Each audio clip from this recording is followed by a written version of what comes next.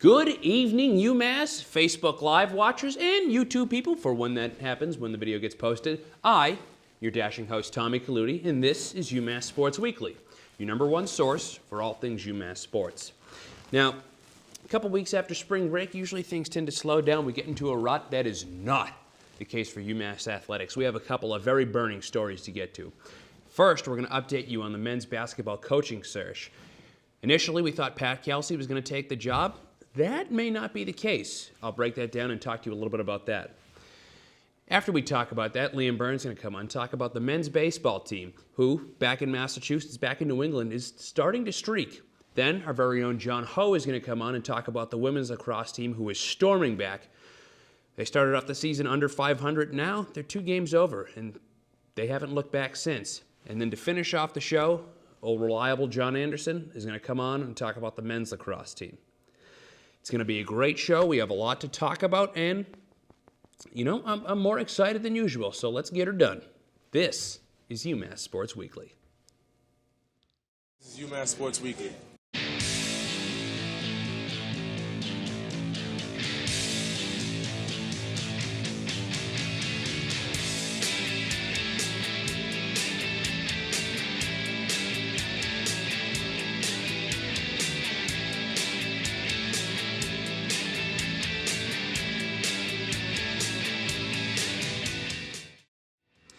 And welcome back. A lot of words coming at you in that intro, so hopefully you're all right.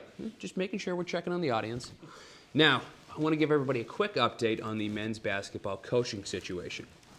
Derek Kellogg was fired. We know that Pat Kelsey was hired just a few hours before we broadcasted last Tuesday. Now, on Thursday at approximately 4 p.m., Kelsey was supposed to hold an opening press conference with athletic director Ryan Bamford. Now, there are some stories that are conflicting, but just moments, within the hour from 3 to 4 on Thursday before the press conference, Pat Kelsey dropped out, citing personal reasons, and will not coach the Minutemen next season. Kelsey instead is returning to Winthrop to coach there for what will be his 6th year in a row, which leaves the coaching vacancy very much empty here at UMass. Ryan Bamford, and there have been a lot of stories, a lot of rumors going around, perhaps a Celtics assistant coach, maybe looking along the Pac-12 on the West Coast, trying to find somebody out there. Those teams did very well this year. Point being, you have to wonder why Kelsey dropped out. Obviously, it's a difficult situation for anybody, but the expectation is that UMass will hire a coach within the next week or two. They want to get this program up and running and make sure that the recruiting goes smoothly. So we will keep you updated. Follow us on all our social media accounts, and we will make sure that we get you all that information as soon and as quickly as we can. Now back to sports and the action. I'm here with Liam Byrne. Now, Liam, yes, baseball Tommy. team Yes. started off the season 0-3 against Elon. Not good. Not good. Not good. Fake news. Bad. Not good. That is real news, though. That is real news, but yeah. So, as the team has gotten into A10 play, they've kind of hit their stride. They won a couple games versus George Washington this weekend. How did they do? We know they won, but how really? What has been the success of this team? Well, the success of this team is actually their young players, Tommy. Like you said, they won the series against George Washington this weekend in their opener for the A10 conference. They won 2 out of the 3. And in the first game, they didn't look too promising, though. They dropped the first game 10-2 and won the next 2 with scores of 2-1 and 10-4. Now, the finale was an exciting one. The Minutemen put the game out of reach the George Washington put the game out of reach with the leadoff homer in the 7th inning, but then UMass came back in the 9th inning and scored 6 runs on 4 hits. Now, that was mainly from their younger players. There was one senior mixed in there who started off with a bunt, actually, which was interesting to see because you see a lot of bigger ball played with UMass, not so much the small ball game. But impressive to say the least. 6 runs on 4 hits, and UMass starts off their season in the A10 2-1. So that's a good thing to look forward to as we go on into this season.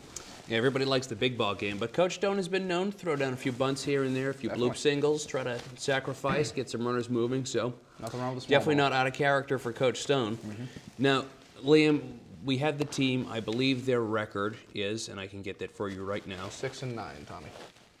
I will fact check you. 6-9 there, 2-1 in the conference. They're 4-4 at neutral playing field. So there you go. But as Liam prefaced, the team is doing extremely well in A10 play. Who do you think is the standout guy, a person you can attribute as being responsible for the success so far?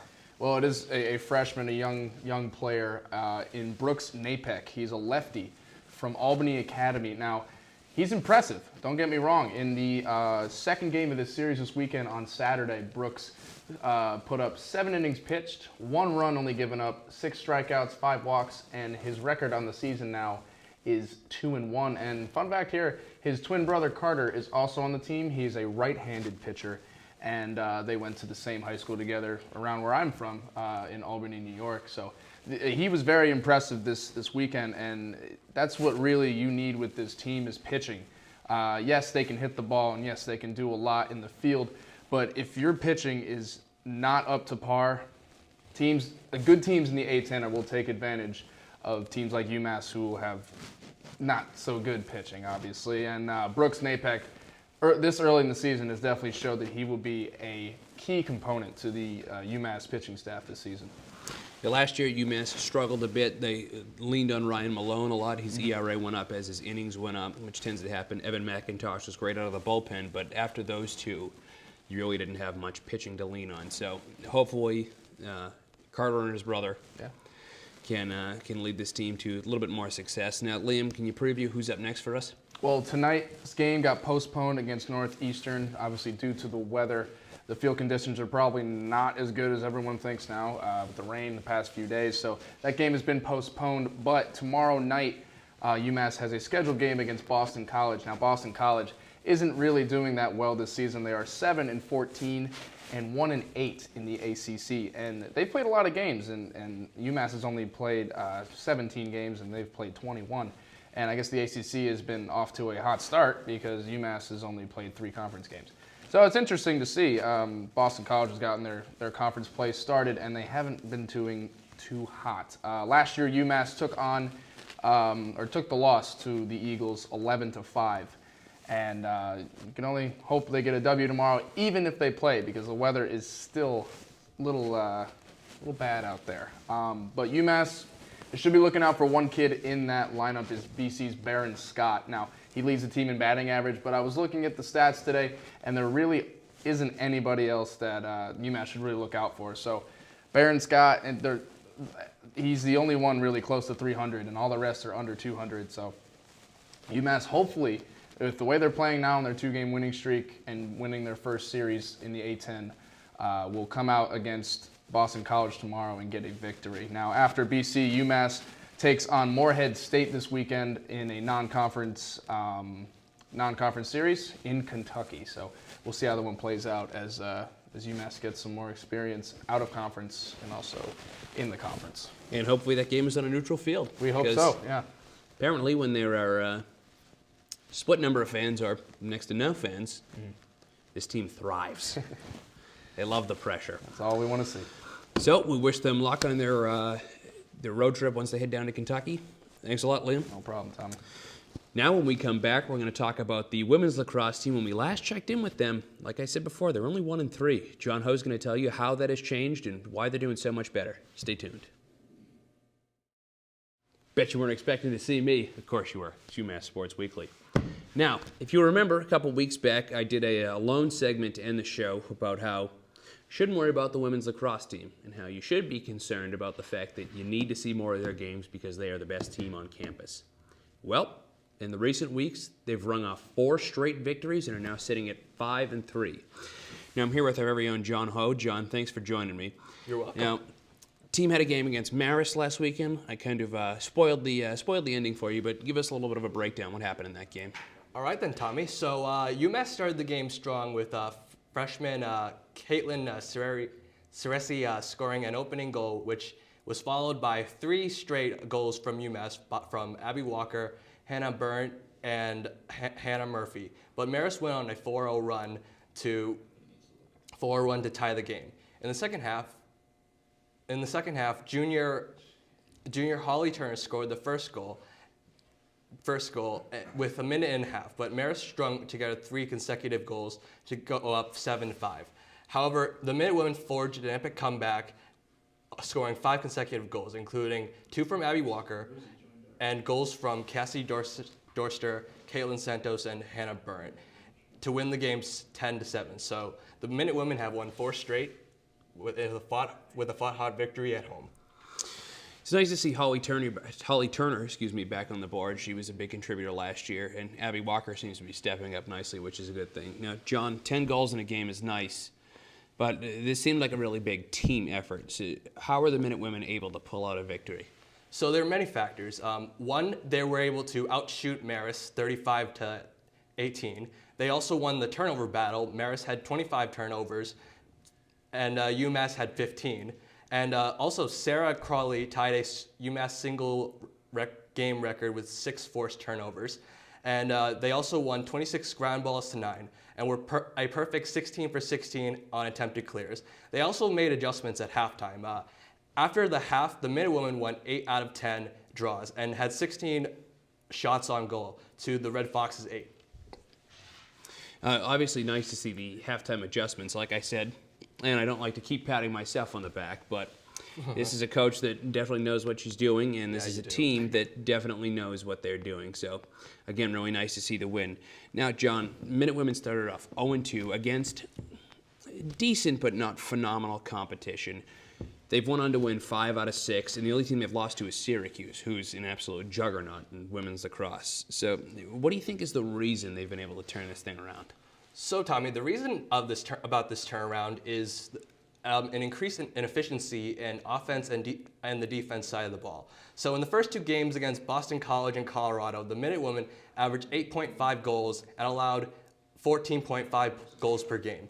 In the current 4-game winning streak, the Minutewomen have scored an average of 12.25 goals per game and have allowed 7.25 goals per game, which includes a 16-9 victory over Harvard, who at the time was 4-2.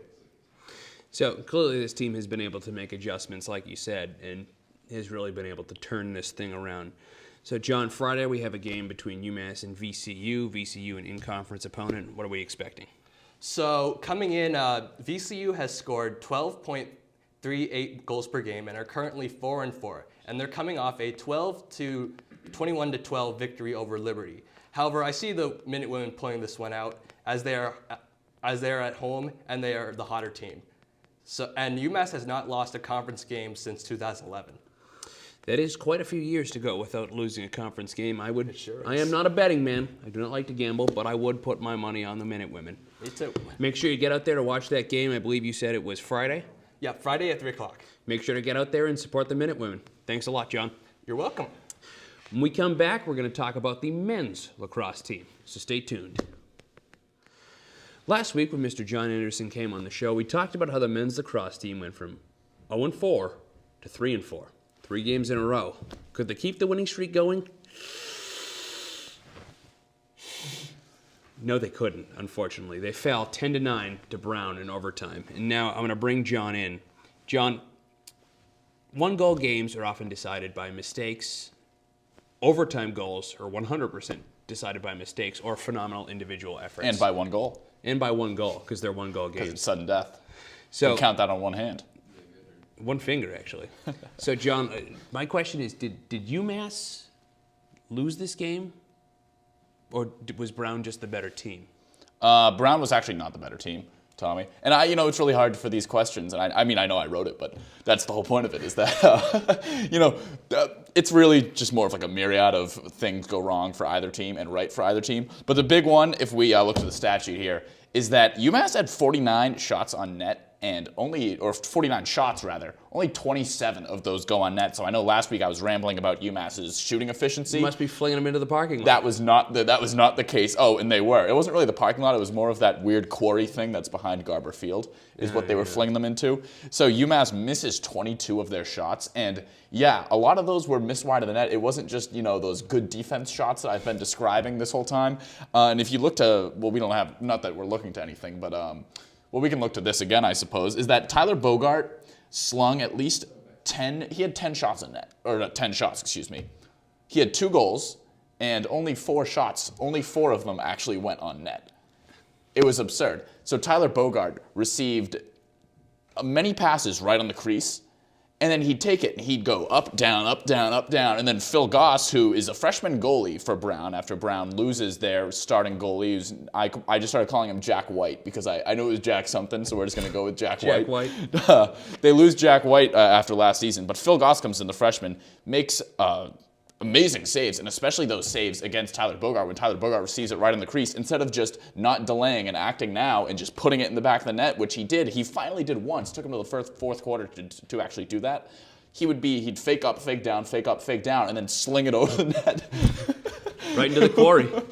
Yeah, exactly. I mean, and that's the fact you look to, and obviously the turnover battle. I had the wrong stat up there, but it was only 18-17, whereas I wrote down 17-17. Brown turns over 18 times. UMass turns over 17 times. That's on account of the rain there. And as far as the ground balls go, again, I have the wrong stat up there. It's 41-34, not 41-41. But more went wrong. Something bigger went wrong for UMass than what went wrong for Brown, which for Brown, really all it was that one of their big names couldn't score, which I'll get to in a little bit. But I'm going to say UMass lost this game, mainly because of Tyler Bogart's inability to get shots on net.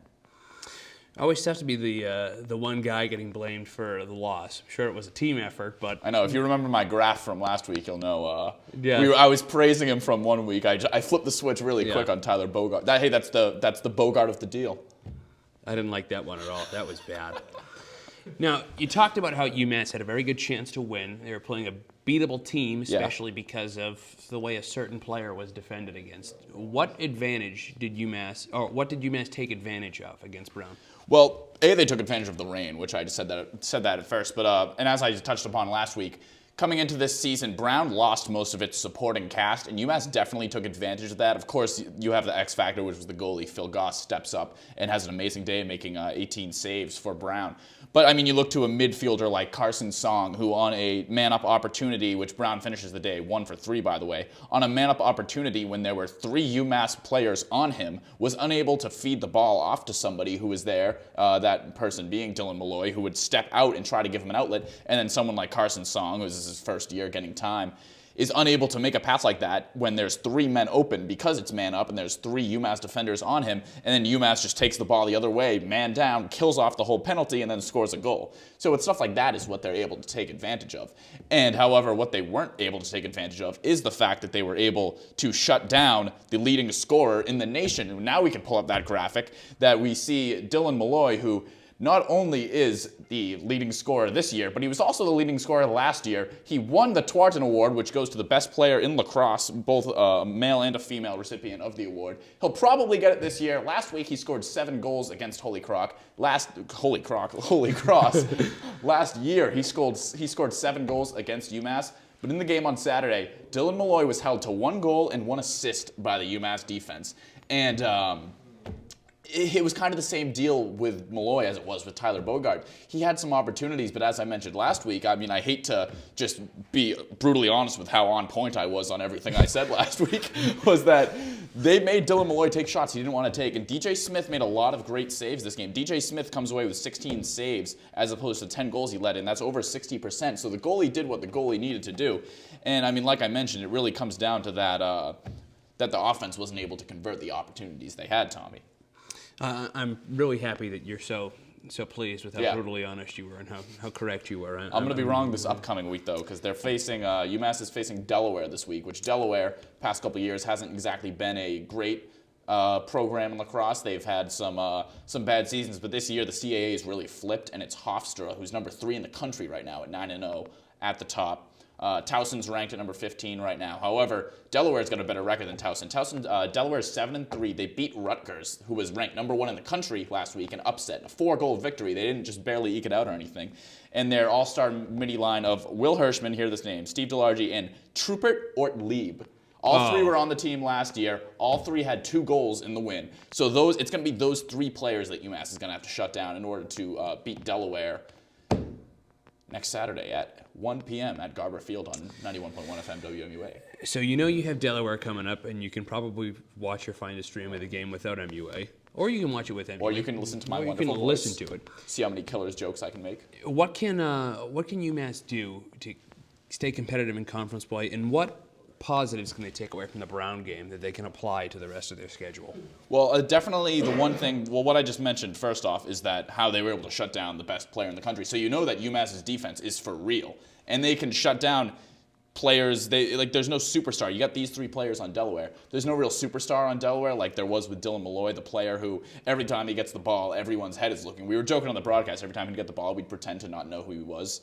Like, oh, number 6 has got the ball. Oh, who's that? Oh, I forgot his. Oh, yeah, it's Malloy, right? The greatest player of all time out there with the ball. But for the Delaware game specifically, like I said, it's those 3 players that are the ones that they're going to have to really focus in on. And Delaware's attack isn't as part of their offense, I guess, as UMass. But for UMass, it's their supporting cast that was able to step up for this game. And if Bogart can show up like he has the last couple of games before this one, UMass should be able to win this game fairly easily. And if DJ Smith stands on his head like he did this game as well, and this is a big game for them going into conference play as well, because they're probably not going to beat a team like Hofstra. They always struggle with Towson.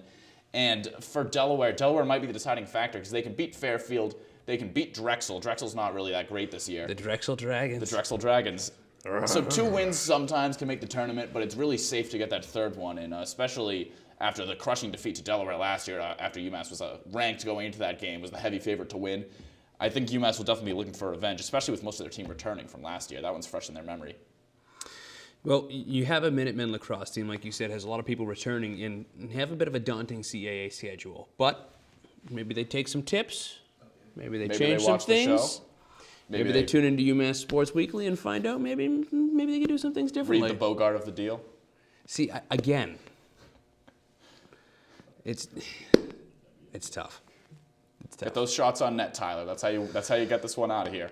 Hit Don't delay, act now. Goals are running out. Well, unfortunately, that's going to do it for us. I know we have a lot of fun here, but we're running out. We are close to time. So that'll be it for this week's edition of UMass Sports Weekly. That's John Anderson. I am Tommy Kaludi for both William Byrne and John Ho. Jamie Blenden, our great producer. We will try to keep you updated as quickly and swiftly as possible on the UMass basketball coaching situation. When they get a new coach, when candidates come up, we will make sure we get everything on social media as quickly as possible. Again, in order to get that information, you got to follow us on Twitter, Facebook, Snapchat, Instagram. I think Vine stopped being a thing, so we don't have a Vine. That's my child. We don't have a Vine. Nobody has a Vine. And like always, we'll be back here 7:30 p.m. next Tuesday. Check our videos out on Facebook, and have a great week, UMass. Peace out.